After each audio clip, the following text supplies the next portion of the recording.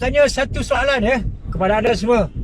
Apakah anda yakin bahawa PAS akan setia bersama UMNO dalam Muafakat Nasional? Mungkin kata-kata ini mengguris hati ahli-ahli PAS dan pemimpin PAS. Saya tanya soalan ni sebab kita dah nampak awal-awal lagi PAS mudah tertarik dengan pujuk rayu daripada Perikatan Nasional ni. Pujuk rayu daripada Parti Bersatu. Di Sabah kita nampak mereka telah lebih-lebihkan bersatu daripada UMNO. Padahal kita telah menandatangani piagam Muafakat Nasional di mana UMNO dan PAS bersedia untuk bekerjasama dalam pilihan raya, dalam kerjasama politik. Jadi itulah yang saya tanya soalan. Apakah anda yakin bahawa PAS akan tetap setia dengan Muafakat Nasional ni, perjanjiannya dengan UMNO? Soalan ni saya tanya juga bukan sekadar kerana PAS bekerjasama dengan Perikatan Nasional di Sabah. Kita lihat PAS sebelum ini sebelum ini PAS dia bekerjasama dengan PKR.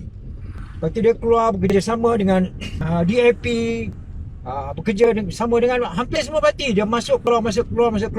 Walaupun orang kata kita dah ada piagam Muafakat Nasional, ianya tidak ada bezanya juga.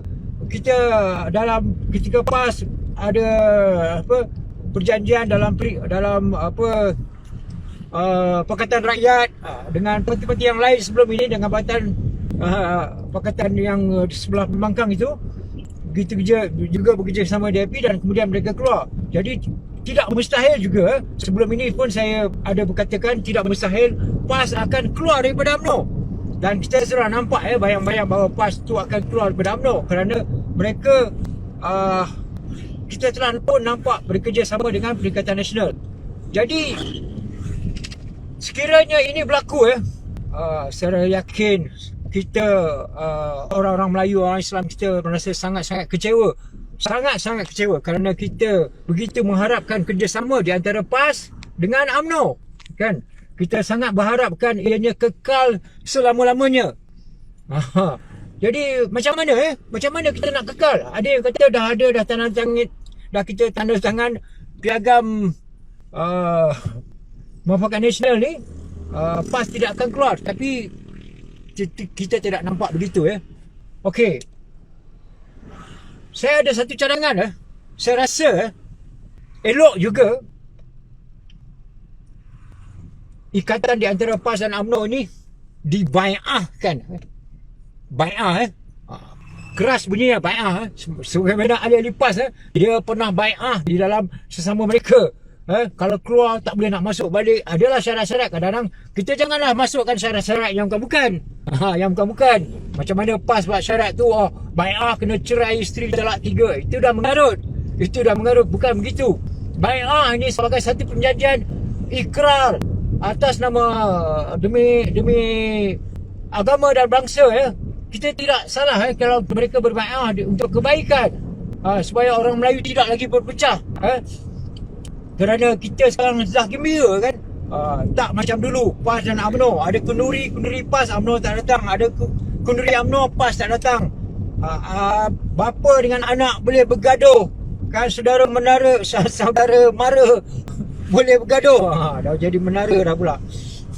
Jadi sampai bila kita nak macam tu kan? Kita harus ada satu ikatan yang kuat. Ikatan yang kuat itu yang saya masukkan itu adalah bai'ah. Bai'ah ni macam mana kita nak bai'ah? Saya cadangkan, apa kata pemimpin atasan UMNO dan PAS ni pergi menghadap Duli Yang Maha Mulia Seri Paduka Baginda Yang di-Pertuan Agong. Kita tahu Baginda adalah payung kepada agama dan bangsa kita, agama Islam dan bangsa Melayu. Apa salahnya berikrar dan berjanji di depan Yang di-Pertuan Agong bahawa orang-orang Melayu yang bersama PAS dan UMNO tidak lagi berpecah, dan terutamanya pemimpin itu sendiri tidak akan mempermudahkan perjanjian ini, kerjasama antara PAS dan UMNO. Kita lihat bagaimana orang-orang Cina ya, kita tak tahu sama ada mereka berbai'ah sesama mereka atau tidak.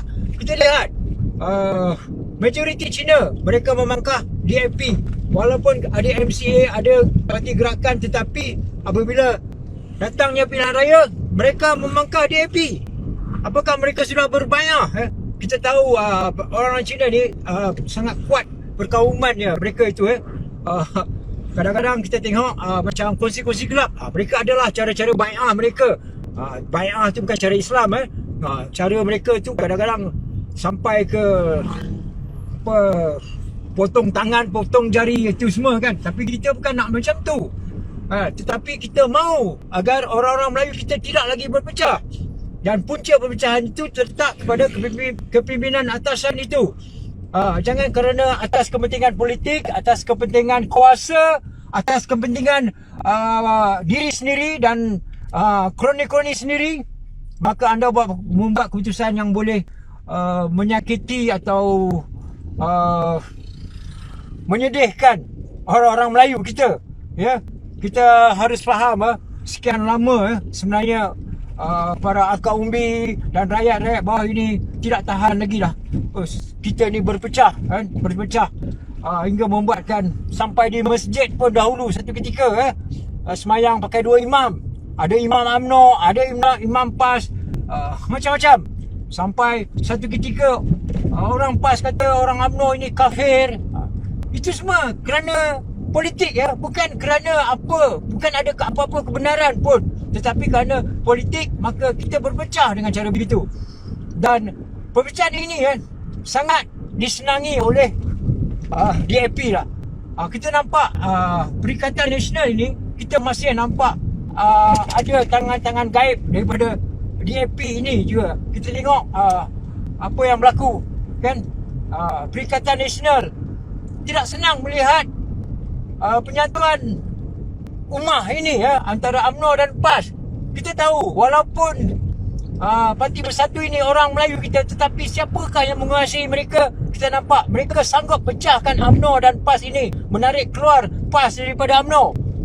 Siapakah di belakangnya? Saya tidak dapat menolak. Ianya ada pengaruh-pengaruh daripada DAP sendiri. Kita tahu Bersatu ini juga adalah parti yang disokong oleh DAP kan. Jadi mereka tidak senang melihat orang-orang Melayu ni bersatu.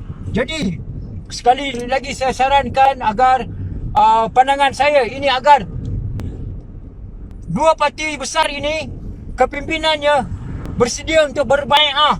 Berbai'ah itu tidak ubah seperti mengangkat sumpah atas menjunjung Al-Quran di hadapan Duli Yang Maha Mulia Sri Paduka Baginda Yang di-Pertuan Agong, agar sanggup lakukan apa saja asalkan penyatuan Melayu antara PAS dengan UMNO ini tidak dipecahkan. Ya, ini bukan atas kerana kepentingan politik ya. Kita tahu Duli Yang Maha Mulia Sri Paduka Baginda Yang di-Pertuan Agong itu adalah penaung, adalah payung kepada orang-orang Islam dan orang Melayu kita. Tidak salah ya kalau kita berbai'ah, kerana ini untuk kebaikan kita. Kerana kita harus faham tanpa penyatuan orang-orang Melayu, kita lihatlah apa jadi. Apa terjadi Pakatan Harapan kita kan yang dahulu. Dia nak menghancurkan orang Melayu, menghancurkan agama Islam, meruntuhkan kerajaan istana kita, raja-raja kita, dan berbagai perkara termasuk aset-aset orang Melayu Islam kita dijual dengan harga yang begitu rendah. Jadi bagaimana untuk kita supaya perkara-perkara ini tidak berlaku? Orang Melayu harus bersatu. Cara untuk orang Melayu bersatu ialah kepimpinan atasan perlu bersatu. Bagaimana untuk supaya kepimpinan atasan itu bersatu? Mereka itu harus berbai'ah. Berbai'ah. Terpulanglah pihak atasan itu memikirkan bagaimana syarat-syarat pembai'ah mereka, apakah tindakan-tindakan kepada mereka yang mengkhianati orang bangsa Melayu ini atas kepentingan diri mereka sendiri.